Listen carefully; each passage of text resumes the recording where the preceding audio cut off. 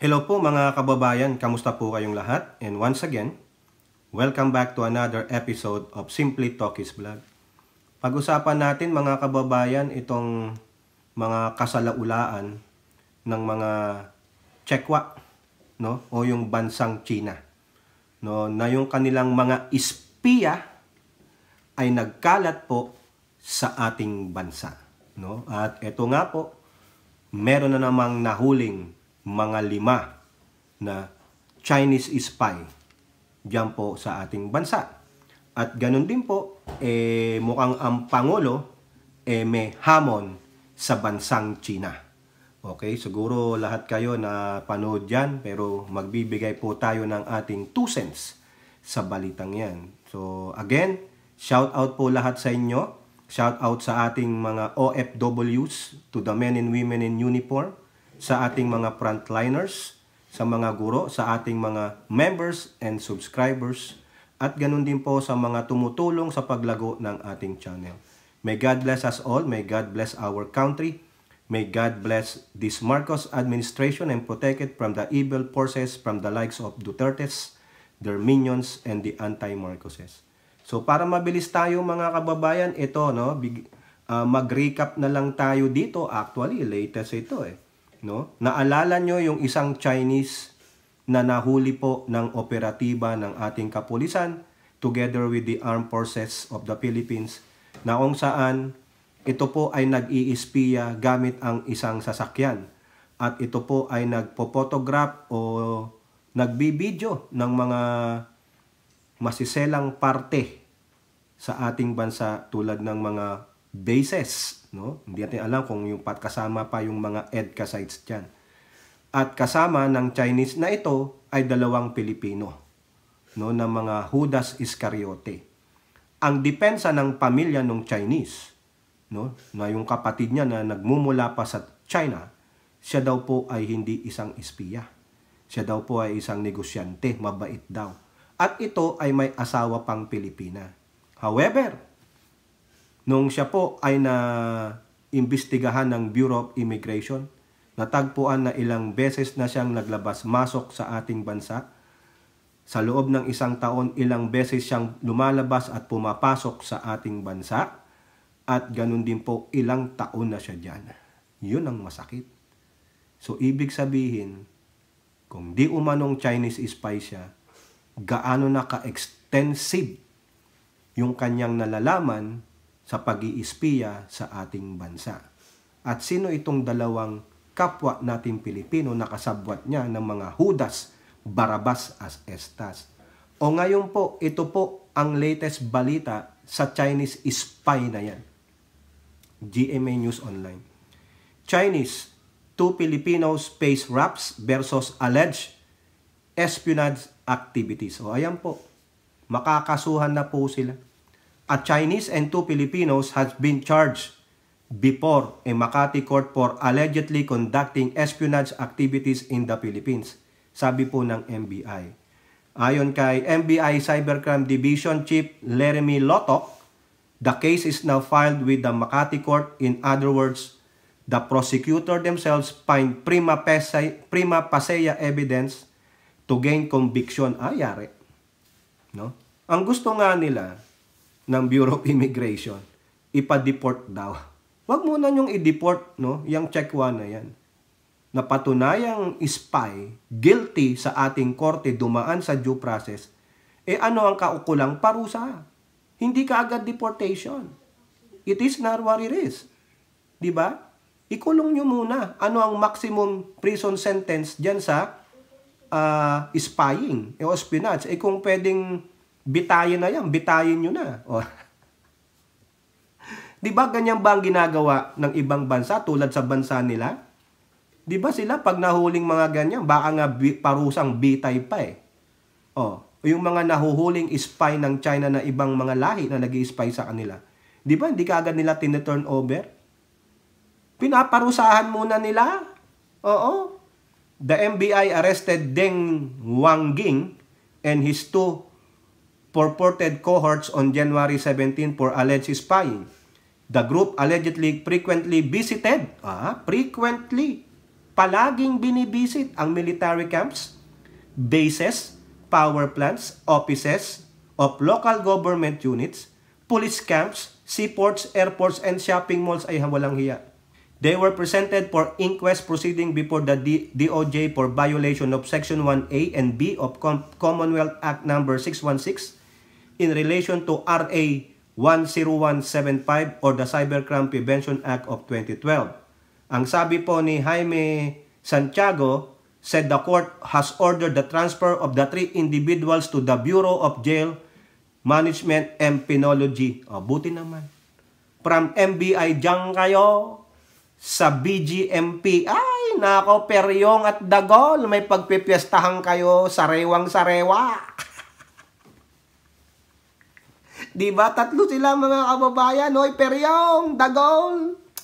May bago.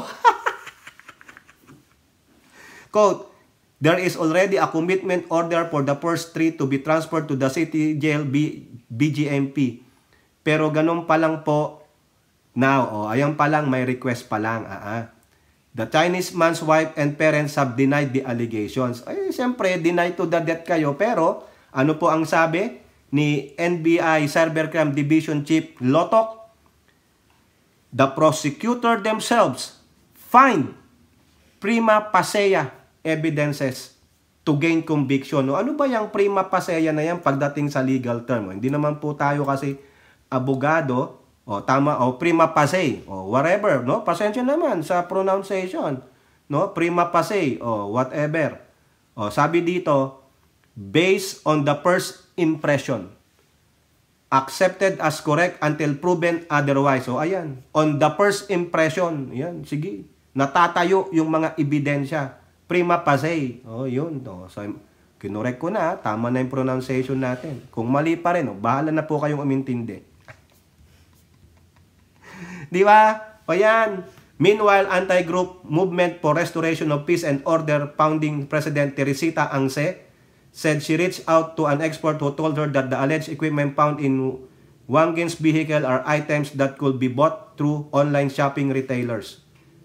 This was denied by Santiago, who said that though commercial-grade CCTV equipment can be brought through online retailers, what authorities retrieved from the vehicle was military-grade. Ayam na po. Itong si Teresa Angse, ano ba to? Filipino o Chinese? What you doing, dude? Alam nyo na, chinchik sino ba yung nakakasuhan, yung alleged inchik? Tingnan nyo, meron pa silang human rights, may due process pa sila. Kung sa China nangyari yan, paano may representation pa ba itong si spy na ito? Wala na yan, communist yan diretso ka sa kulungan dyan, torture na yan, Anong sabi ni Santiago? Yan po ay military grade at hindi available sa Lazada at any market here in the Philippines. Mas maniniwala po ako sa ating otoridad kaysa sa mga tsekwa. Wala na po kayong kredibilidad. Walang kredibilidad diyang mga tsekwa. Pasensya naman sa ibang mga Filipino-Chinese dyan, ha? Sige, mahalin nyo pa yan. Hindi po totoo yung sinasabi na commercial po itong nakuha nating equipment sa kanila. He added, correct. Marunong pa kayo sa militar Siyempre, tanggol sila dyan.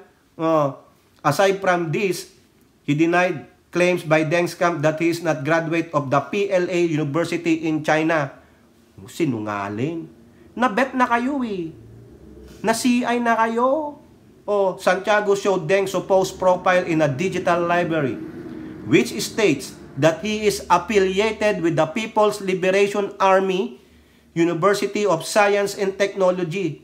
For its part, the AFP said the military is relying on evidence in its probe into supposed Chinese spy after his wife denied the allegation. Naku, baka may kinalaman din dyan ng asawa niyan, mga kababayan. Dapat, maski na Pilipina yan, yung dalawang ang Pinoy yung kasama Judas dapat tanungin din yung asawa, baka mayroon siyang involvement. Maganda nang sigurado, di ba? Kasi nakikinabang siya sa pera ng tsekwa pasensya naman yun lang yung aking opinion. Dapat imbestigahan din siya para malaman talaga na wala kang kinalaman, na hindi mo alam yung activity ng asawa mo. Malay mo, Hindi natin alam. Marami pala siyang alam. Di ba? O next. Ito pa yung isang latest, mga kababayan. Nahuli yun. Yung isa. Hindi ko anong pangalan yan eh. Tapos, may sinundan pa. Konektado daw itong nahuli na 5 mga tsekwa ulit, 5 na nasa Palawan. Oh, hello Elora. Hello Kai. Palawan. Mga kababayan, no, GMA News. 5 Chinese, 5 Chinese, English pala. 5 Chinese nabbed for spying on Navy, Coast Guard in Palawan. Biruin nyo. Tapos sasabihin ng China, hindi daw totoo. Dinedinaw ni Mao-Ning. Wag daw ganun ang Pilipinas. Itigil daw yung shadowing sa China. Saka yung pagpapakalat na may mga Chinese spy. Nek mo, Mao-Ning. You are a liar. You're a liar from the very beginning because your father is a liar. Di ba parang si Digong lang? Sinungaling eh. Huling-huli Di ba? Otoridad na mismo yan. AFP nang nakahuli pero siyempre, lie to the max sila. Yung mga dila nila o mga ilong nila hanggang sa 1 milya ang haba na. 5 5.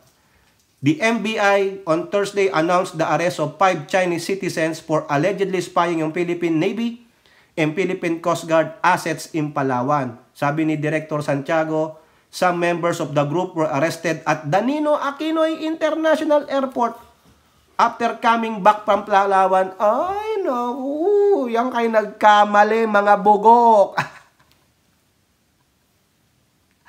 Sana, ang lapit ng base nyo dyan, no? Sa Subi, sa Mischief. Sana lumangoy na lang kayo. Ay, nako. Where they allegedly conducted aerial surveillance naman. Pambihira, mga kababayan. Aerial surveillance pa. 2 suspects were arrested at NAIA on January 24. One in Binondo and another in Intramuros. The alleged leader was arrested in Dumaguete, where he lived with his wife. Puta. Nandiyan po talaga. Totoo po. Naniniwala na ako ngayon. Na totoo yung sinasabing report na may sleeper cell sila, mga kababayan. The NBI said those arrested were field commander, 2 intelligence operatives, a financier, and a member. Ang kinukunan ng doon nila ay yung barko natin. Pag na-close up yan, makikita na yan ay isang barko ng Philippine Navy. Patay tayo dito. Their arrest came after authorities conducted a follow-up operation following the apprehension of another Chinese and 2 Filipinos, yung dalawa nga, no, saka isang Chinese. Sabi ni NBI Cybercrime Division Jemery Lotok, the Bureau received information that a group of Chinese were posing as buyers of product in Barangay Buenavista, Puerto Princesa. However, he said they were seen frequenting Ulugan Bay in Puerto Princesa. At putan. And they were conducting aerial surveillance and reconnaissance, collecting image-read intelligence on the Naval Detachment Oyster Bay in Barangay Bahili. This detachment is part of the Navy's Naval Forces West or NAVFOR West and is strategically positioned in the South China Sea. Lotok said the NBI then conducted a validation process and identified the 5. He said they discovered that the group also installed a long-range, kapal ng mukha talaga, no? Long-range CCTV at a high-rise condominium. Ay, visit. Lotok said the agents found a telescope, drones, and communication devices. And they are constantly 24/7. Walang pahinga. Ginawang base. Wow! 24/7 monitoring the movement of our Coast Guard and naval assets there. Walang hiya talaga. Since 2023 pa pala sila, mga kababayan. Naku, 2 taon na silang nagtatransmit ng vital information sa movement ng ating mga barko at base dyan. Lotok said authorities found the group also tried to install a long-range CCTV camera on a beach in Barangay Buenavista, Puerto Princesa in 2023 to monitor vessels that were entering and leaving the West Philippine Sea. Kaya pala, lagi silang nauuna dyan. Ang gagaling kasi may mga spy, mga kababayan. Ay, Dapat sa mga to, wag nang ibalik sa China, firing squad. They tried to rent a portion of the beach and tried to install that kind of CCTV on that beach. Kasi nasa harap lang siya mismo. Yung beach na nakikita ninyo, wala ho ibang lalabasan yung mga barko natin. Diyan lang. Doon sila nag-attempt to install ng CCTV, ng long-range, high-powered solar version ng CCTV, para lahat po nalalabas ng barkong patungong West Philippine Sea, mamomonitor po nila. Ay, buwisit talaga, oh. O nung last year, in 2024, Lotok said the group was also monitored at another resort in Buliluyan, Batarasa, in Palawan. He said the group installed a CCTV without the knowledge of the resort owner. Based on the pictures of the MBI, the CCTV equipment was placed on a coconut tree. Ay, mga walang hiya. Since then, yung CCTV ho na yan, hindi na ho tinatanggal. In other words, the group is undoubtedly engaged and continuously engaging in data collection and disclosure of that data to outsiders. Ay, walang hiya. Lotok said, this was definitely to the injury of the Philippines. Correct. Sino ang nagpapasok ng ganyan? Paano nakalusot yung mga yan? Oh, kasi may mga kasabwat tayong mga kapwa Pilipino, eh. May mga benta kaluluwa na kababayan tayo. Siyempre, sa ngalan nga naman ng pera. He said that Buliluyan was a strategic location in Palawan. The location is within the vicinity of the EDCA site and the Philippine Coast Guard vessels can be monitored from docking to its routine mission in the West Philippine Sea. Grabe mga kababayan, ang tibay. Ha? Ito pa sabi ni AFP Chief of Staff, state-sponsored ba yan? Yung kanilang spying? Ha? May kinalaman ba ang gobyerno ng China dyan? Oh. Browner said the AFP still could not say if the group activities were state-sponsored spying. Siyempre, imbestiga muna. Hindi pa po natin alam kung saan. Ano yung receiving end. That is why we cannot yet conclude that. Oh, correct nga naman. Kailangan dumaan sa pagsusuri at pag-iimbestiga. Browner confirmed that this group was connected to the first 3 individuals, the Chinese and 2 Filipinos who were arrested 2 weeks ago. He said this may be the tip of the iceberg. Marami pa ho tayo pwedeng mahuli na ganitong mga activities, and we are in the process of also building up the intelligence against these other activities. O yun, anay, naku. Ito pa sabi ni Lotok, talagang embedded sila sa ating lipunan. Nandyan sila sa ating komunidad. O ito, Lotok said the group would befriend and earn the trust of individuals with valuable information with right amount of money. They will disguise themselves as harmless or members of a legitimate organization. Siyempre, mga inchik yan. Makikisalamuha yan gamit ang mga kapwa nila inchik, sasali sa mga organisasyon ng inchik. Siyempre, yung mga inchik, loyalty niyan, sa inchik pa rin. Yung mga ginawang citizen nilang inchik sa atin, inchik pa rin yan. Loyalty pa rin yan sa inchik. Oo. They will establish contact with individuals who have access to valuable information without revealing their real identity. So from there, the target trust could be exploited. Siyempre, halimbawa, yung 2 Pinoy kanina, nauto-uto sila nung Chinese, siguro pinapakain ng masasarap, binibilan ng magagandang mga gamit, naka-iPhone 17 na, o 18, o di ba, advance eh. Bureau of Immigration spokesperson Dana Sandoval, the arrested individuals have embedded themselves into the society. Kumbaga, ito yung society sa Seoul, pinasok nila yung sarili nila dyan. Nagkunwari sila. Nag-incognito sila. She said some had been working the country with visas while others already have families. The earliest record that we have sa kanila was 2002 na nagpabalik-balik na dito with perfect record. Maganda ang kanilang record, with which I think is something they will do to hide the fact that they might be doing something apart from what they're supposed to do. Magaling po sila eh. No? Mga spy nga eh. Marunong, mahusay, parang si Salt lang yan, si Salt. Magaling silang mag-mask. Magaling silang mag-incognito. Meanwhile, Lotok said the suspect underwent inquest proceedings before the Office of the Prosecutor for violation of Commonwealth Act No. 616, Section 1A and 2B in relation to RA 10175 or the Cybercrime Prevention Act of 2012. Tama lang po yan. Tapos pag na sentensyahan silang guilty kasama yung tatlo kanina, ano gusto nyo? Firing squad na lang o maximum sentence? Ilan? 60 years in prison. O pag 60 years in prison, tuwang-tuwa si Peryong at Dagul dyan. Yung mga henerasyon ni Digong ng 6 na dekada kasi 60 years eh. Di ba? Oh, kawawa Westpax na. Kawawa ang brown starfish nitong 8 na to, no? 5 plus 3 is 8. Oh, tawan-tama, Peryong at Dagul, 8. Di ba? Oh, patay kayo dyan. Sige. Spy pa more. Ano gusto nyo? Firing squad? O forevermore sa bilangguan? O now, China pa rin ang usapan natin. Pangulong Marcos pinalagan ng China. O dahil ang China, kuda ng kuda sa ating, hindi naman sa atin, yung US Typhoon missile. Naglagay po ang US dyan. Ngayon, nilipat yan ng lugar. Nagreklamo si Mao Ning. Sabi ng Mao Ning, hindi pwede yan. Bawal yan. Anong sabi ng Pangulo? Marcos dares China on US Typhoon missiles. Stop claiming our territory. I'll return the missiles. Biruin mo?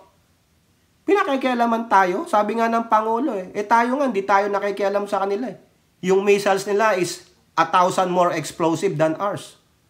Oh, takot na takot? Hoy, Mao Ning, bakit kayo takot na takot na meron kaming Typhoon missile dyan na pahiram sa amin? Baka sasabihin ni Mao Ning, hindi, pinoprotektahan lang namin kayo na hindi kayo masabit sa gera. We, at what expense, bitch? Takot na takot, duwag na duwag, mga bahagang buntot. Tayo na.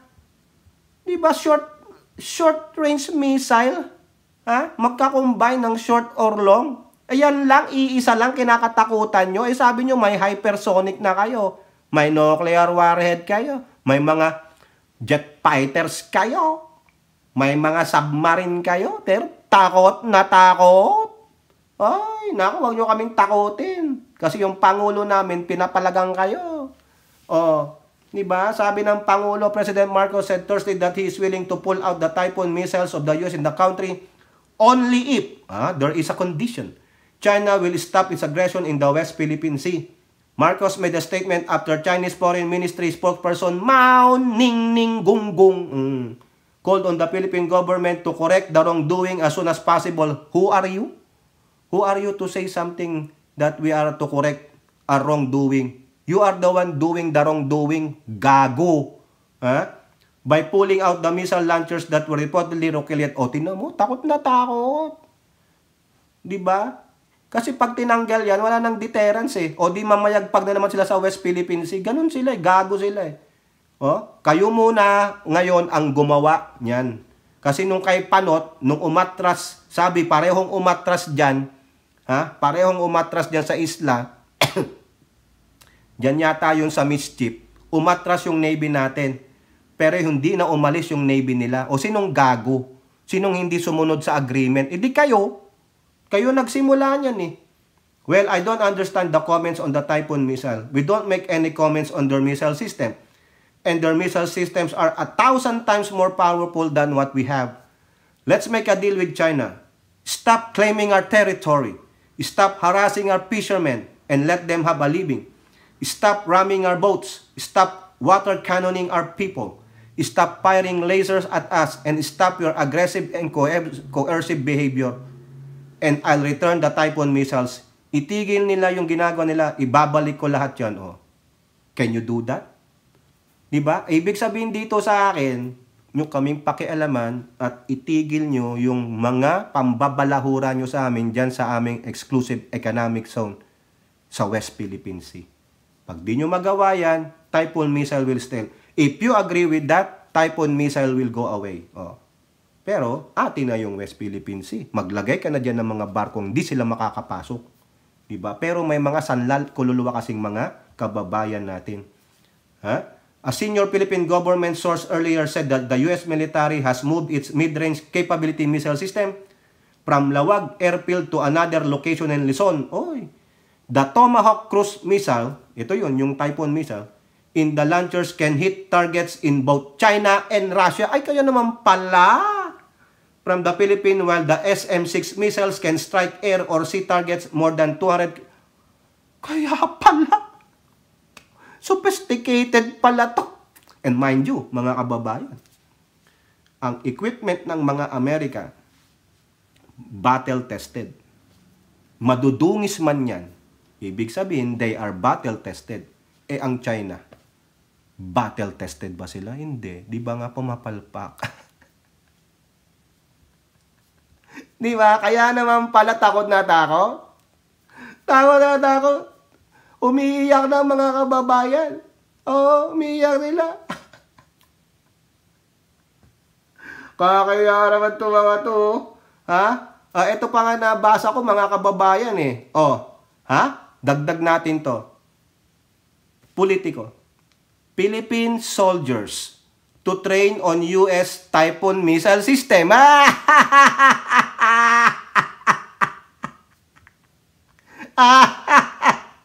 Aray ko po. Philippine soldiers will train on the US military intermediate range missile system during unilateral army drill next month. Ay, so February na. Oo. As part of preparation for bigger exercise with US counterparts. The Typhoon missile system was deployed by US forces to the Philippines in April last year as part of their Balikatan or shoulder-to-shoulder military exercises. At nag-stay na po nga po dyan. A platoon of about 20 soldiers from the Army Artillery Regiment will train with the US Army Pacific's first multi-domain task force in mid-February. Sabi po ni Philippine Army spokesperson Louis Dema Ala. The exercise will focus on the payload delivery system and will highlight the system's capabilities. Ay, patay na. Yari na. Hindi ko na po babasahin kasi iba na eh. Iti-train pa yung mga, ay, maganda yun. Tama yun. Tama. Para lalong umiyak si Mauning. Isa lang naman ang dare sa inyo ng Pangulo namin. Ulitin ko Let us make a deal with China. Stop claiming our territory. Stop harassing our fishermen and let them have a living. Stop ramming our boats. Stop water cannoning our people. Stop firing laser at us. And stop your aggressive and coercive behavior. And I'll return the Typhoon missiles. Itigil nila yung ginagawa nila. Ibabalik ko lahat yan. Can you do that? Mauning, tell your party, the Communist Party of China. Sige, tell that. Or maybe you can tell it to Digong and Digong will just like, potang ina, matolag na lang ako sa kulambo. Kaya pala, aabot pala ng China at Russia yun. Tapos yung smaller missile na SM-6 can strike air or sea targets more than 200 kilometers away. Di ba? Tapos baka mapagbigyan pa tayo sa ating Iron Dome. Ay nako, yung Iron Dome ng Israel. Baka magngangaw-ngaw na ang China. Di ba? Nagpadala kayo ng Chinese spy, sinungaling pa kayo. Sinasabi nyong wala, huwag kaming mag-shadowing sa inyo. At huwag kami magpakalat na may Chinese spy. Nek-nek ninyo. Bakit nyo ina-spyan ng Pilipinas? What's the real purpose? Ang lit-lit namin, no? Diba? Inaano ba namin kayo? Kayo ang mga salaula dyan, eh. Nagpapadala kayo ng mga criminal ninyong mga citizen. Tapos balahura kayo sa West Philippines. Then you have the audacity na kami pagbawalan pa na tanggalin ng Amerika yung kanilang Typhoon missile. Nek-nek ninyo. Takot na takot kasi aabot pala sa kanila. Kayo po, ano po ang inyong masasabi? Comment down below. And don't forget to like and share. Hope to see you on the next videos. Bye-bye. God bless.